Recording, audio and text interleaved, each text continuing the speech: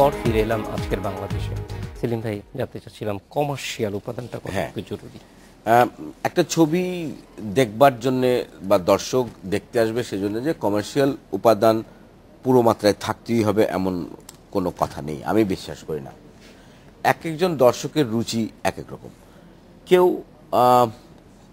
ওই জাতীয় ছবি দেখতে পছন্দ করে, কেউ অন্য জাতীয় ছবি দেখতে পছন্দ করে। এক একজনের পারসেপশন আলাদা।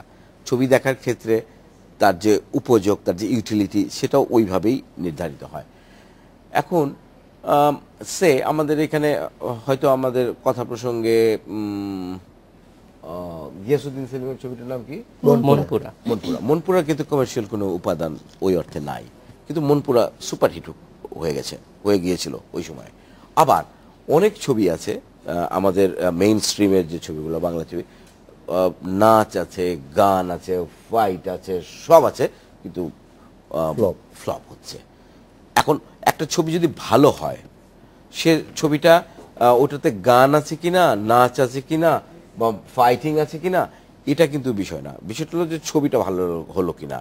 এখন এই ছবিটা ভালো হলো কিনা এটা কিন্তু দর্শক সবচেয়ে প্রথমে বুঝবে, এবং আমি হাজারবার ভালো বললেও ভালো হবে না, দর্শকের বলতে হবে যে এটা ভালো হয়েছে। এখন কোনটাকে দর্শক ভালো, অবশ্যই সবসময় ভালোটাকেই ভালো বলে দর্শক, খারাপটাকে কখনো ভালো বলে নেই। আপনি আজ থেকে 20 বছর আগেকার ইতিহাস দেখেন, ধরেন আপনি অবুঝ মন ছবির কথা বলবেন বা ময়নামতি ছবির কথা বলবেন, এগুলো সত্যি ভালো ছবি বলেই দর্শকও কিন্তু দেখেছিল। হ্যাঁ, কিন্তু খারাপ ছবি অনেক ভালো হয়ে গেছে এরকম সংখ্যা কিন্তু খুব কম। তার মানে আমি বলতে চাচ্ছি যে এটা একদম অবধারিত না যে একটি ছবি দর্শক দেখতে আসবে তার জন্য বাণিজ্যিক উপাদান থাকতে হবে, এটা একদমই আমি বিশ্বাস করি না।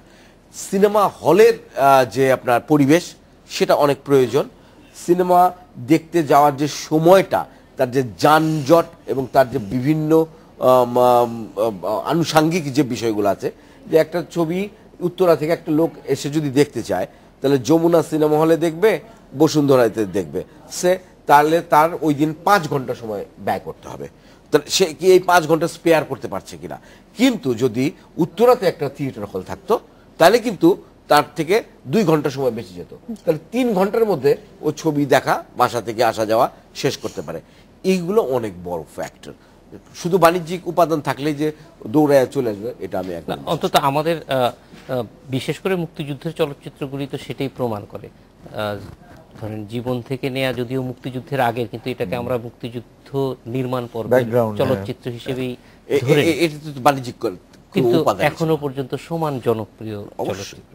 জি সেলিম ভাই, এটা অবশ্যই আপনার সঙ্গে আমরাও একমত হব যে প্রথমে ভালো ছবি হওয়া দরকার। তবে এইটা ঠিক, এটা যে মধ্যবিত্ত যেটা এই ছবিরও উপাদান, তারা কিন্তু সিনেমা থিয়েটার থেকে, সিনেমা হল থেকে কিছুটা দূরে থাকছে। এইটা হয়তো সামগ্রিকভাবে চলচ্চিত্রের জন্য একটা হইতে পারে একটা সমস্যা বা সংকট। আমি অপর্ণার কাছে চলে যাব। যে অঞ্জন ভাই বলছিলেন যে কাজটি যখন করছিল তখন টিম ওয়ার্কটা ডিফারেন্ট, সেটা উনি অনেক বেশি উপভোগ করেছেন। টিম ওয়ার্কটা আপনি কিভাবে, মানে উপভোগের দিক থেকে একটা কাজ করার ক্ষেত্রে কিন্তু আমরা অনেক সময় বলি যে কাজটা ভালো হচ্ছে না খারাপ হচ্ছে, এটা হচ্ছে যারা কাজ করছে তারা কতটুকু আনন্দ পাচ্ছে সেটার উপরে অনেকখানি নির্ভর করে। আপনার এক্সপিরিয়েন্সটা কেমন ছিল? এক্সপিরিয়েন্সের কথা বলতে গেলে অঞ্জনদার সাথেও আছে, আবার সেলিম ভাইয়ের সাথেও আছে, আবার সুধীর পালসানের সাথেও আছে। বলতে গেলে একদম প্রত্যেকটা আমাদের সিনক্রোনাইজেশন অনেক ভালো ছিল। যখন কাজটা করি আমরা, তখন কোনো একটা সিকোয়েন্স করছি, সুধীর আমাদেরকে বলে দিচ্ছে এবং দাদাও বলে দিচ্ছে যে কিছুক্ষণ আগে দাদা বললো যে প্রত্যেকটা জিনিস আমার সাথে অ্যাক্টিং করছে, চায়ের কাপটাও অ্যাক্টিং করছে, পেছনের পর্দাটাও অ্যাক্টিং করছে, আমি যেখানে দাঁড়িয়ে আছি সেখানে একটা ড্রেসিং টেবিল আছে সেটা কাজ করছে। এবং শুধুমাত্র যে ওই রেইনকোটটাই যে মেইন এলিমেন্টস সেটাও না, হ্যাঁ ওইটাও একটা গুরুত্বপূর্ণ অংশ, কিন্তু ওইটাও কাজ করছে। সো অ্যাক্টিংয়ের ক্ষেত্রে ওগুলো আমাদেরকে অনেক বেশি হেল্প করেছে। আর সুধীরের কথা তো বলতে আমি বলবো যে আমি আমার দেখা মতে এরকম, মানে আমি এতদিন ধরে যতদিন কাজ করি এত ভালো চিত্রগ্রাহক আমি কখনো দেখিনি। হ্যাঁ, আর দাদার সাথে হচ্ছে দাদা যখন আমরা কোনো একটা সিন করছি এর আগে ব্রিফ করে দিচ্ছে, হ্যাঁ ব্রিফ করে, এবং ওটাই কিন্তু আমরা প্লে করছি। সো দাদা যেটা বোঝাতে চেয়েছে আমাদেরকে ওটা আমরা নিয়েছি এবং আমরা ওটা প্লে করেছি। হ্যাঁ, যার কারণে হয়তো বা এত বেশি সিঙ্ক ছিল আর কি, এবং সুধীরের সাথেও আর কি, এবং প্রত্যেকটা মেম্বার। এই ছবিটা করার ক্ষেত্রে এখনো পর্যন্ত ধরেন আপনি বাংলাদেশের একজন প্রতিষ্ঠিত নায়িকা, কিন্তু আপনি যে সিনেমাতে অভিনয় করছেন সেখানে আপনার গ্ল্যামারের কোনো ব্যবহার করা হচ্ছে না, সেটা নিয়ে কি আপনি কখনো খুব বেশি চিন্তায় ছিলেন? না, একদমই না, আমি কখনো গ্ল্যামার নিয়ে কোনো চিন্তাই করি না।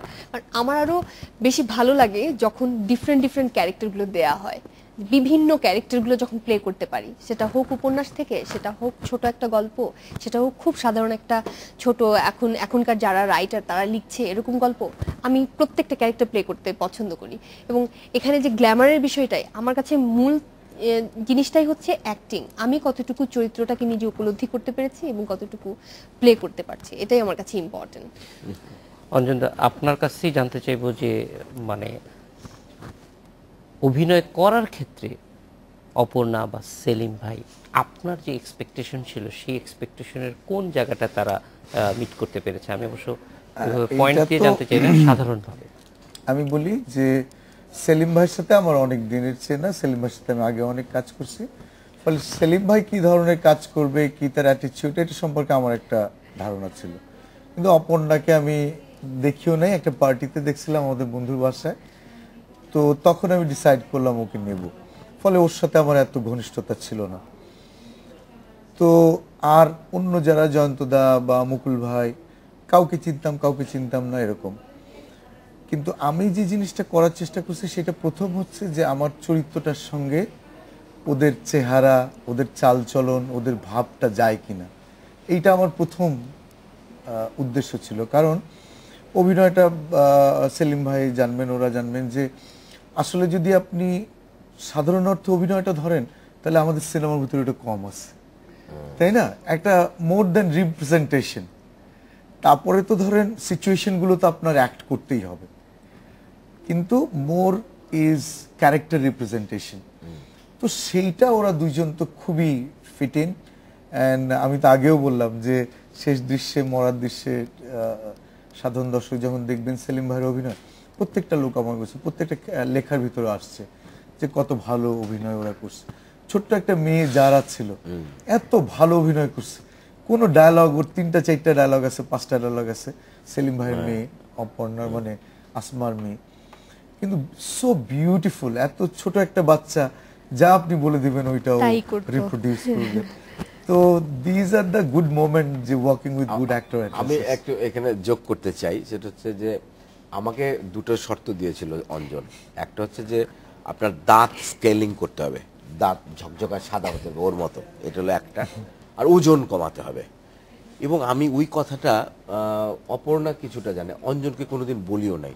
আমি দাঁত স্কেলিং করতে গিয়েছিলাম এবং ব্লিচ করিয়েছিলাম, এবং বাংলাদেশে ব্লিচ খুব বেশি ভালো করে পড়তে পারে না। এবং ছবিটাতে দেখলে আমার যে ইয়েটা স্টিল ছবিটা আছে, ওখানে দেখবেন আমার ঠোঁটটা এরকম উঁচু হয়ে আছে, খেয়াল করা একটা শটে। হ্যাঁ, এইটা আমাকে পুরো 1 মাস ভুগিয়েছিল, যে আমার উপরের ঠোঁট ফুলে গিয়েছিল। আমরা কিন্তু এটাতে কেউ তেমন কোনো মেকআপ টেকআপ নিই নাই, একেবারেই না, উইদাউট মেকআপ। এবং ঠিক যেটুকু প্রয়োজন একটা টোনের জন্য ওইটুকু করা হয়েছিল। এবং ওই যে আমার যে ঠোঁটটা ফুলে গেল, ওটা কিন্তু একটা বাড়তি ক্যারেক্টারাইজেশনের আমাকে হেল্প করলো। To tell you very frankly, এটা কিন্তু আমাকে এটা করেছিল, কিভাবে যেন হয়ে গিয়েছিল। আবার দেখা গেছে যে আর্মি যে ক্যারেক্টারটা করেছিল একটা ছেলে, ও চুল যেমন ভাবে প্রথম দিন কাটিয়ে এসছে, ও তো পারফেকশনিস্ট, ও তো বারবার বলে যে না আমার এই জায়গাটা লাগবে, এই জায়গাটা লাগবে, ফলে ওই ছেলেটাকে 2-3 বার ওইটা আবার করতে হলো। মানে আই মিন টু সে যে ও একটা কিছুতে, ওই যে চায়ের কাপ, যেমন বৃষ্টির ফোঁটাটা যে পড়ে, মানে বৃষ্টির ফোঁটার আওয়াজটাও অনেক প্রকট হয়ে দেখা দেয় রাতের বেলা। তার মানে আমি প্রথমে বলছি যে একটি অবরুদ্ধ জনপদ, হ্যাঁ, একটা নিঝুম একটা দেশ, হ্যাঁ, গৃহবন্দী সমস্ত লোক, ওরকম জায়গায়। এবং রতন পাল এত ভালো সাউন্ড করেছে, অবিশ্বাস্য। ওই যে বৃষ্টির ফোঁটাটা যে আমরা ভাত খেতে যে যাই, তো টাপ টাপ করে যে পড়ছে, এটার যে একটা কি ক্যারি করেছে ছবিটার আবহ ইয়ের জায়গায়, সঙ্গীতের জায়গায়, শব্দ গ্রহণের জায়গায়, এটা অবিশ্বাস্য, এটা না দেখলে বোঝা যাবে না। ওই বৃষ্টির আওয়াজ আমার গায়ে কাটা ধরিয়ে দেয়, বৃষ্টির ফোঁটার আওয়াজ। আমি বলতে চাচ্ছি যেখানে প্রত্যেকটি উপাদান, প্রত্যেকটি মানুষ, এটা ইট ওয়াজ দ্য ফাইট, এটা আর